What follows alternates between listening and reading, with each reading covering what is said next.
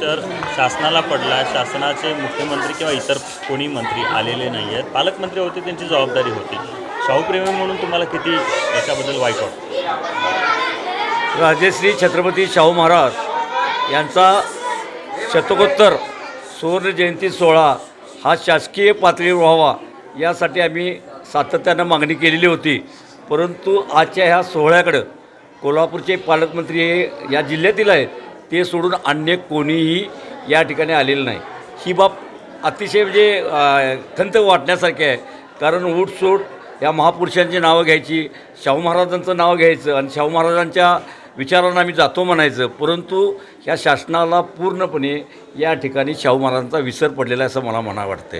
आणि दुसरं याचबरोबर आमची एक मूळ मागणी होती की गेले 17 वर्ष हे जन्मस्थळ उपेक्षित राहिलेलं आहे आणि या उपेक्षित राहिलेल्या जन्मस्थळाचा 150व्या जयंतीनिमित्त वर्षात ह्याचा विकास व्हावा. परंतु या ठिकाणी शस्त्र संग्रहालय आणून आणखीन 4 ते 5 वर्ष हे काम खोळंबणार आहे.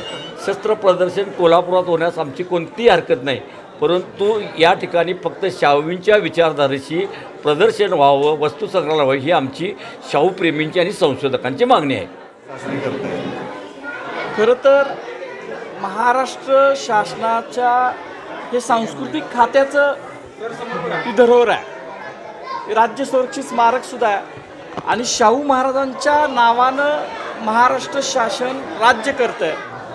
पण पालकमंत्री महोदय जे आमचे कोल्हापूरचेच आहेत, ते दरवर्षी इथं अनेक वर्ष 25-30 वर्ष झालं ते येतात.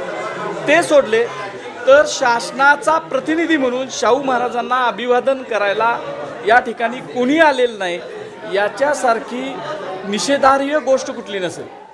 खरं तर शाहू महाराजांचा हा शतकोत्तर सुवर्ण महोत्सव आहे. या शतकोत्तर सुवर्ण महोत्सवाची तयारी महाराष्ट्र शासनानं गेली 2-3 महिने चालू करायला पाहिजे होती. अनेक कार्यक्रम आखायला पाहिजे होते. ते काही न करता शाहू महाराजांच्या बद्दलची जी उदासीनता ही या लोकांच्यामध्ये ही परत एकदा त्यांनी अधोरेखित केलेली आहे आणि शाहूप्रेमी या गोष्टी लक्षात ठेवतील.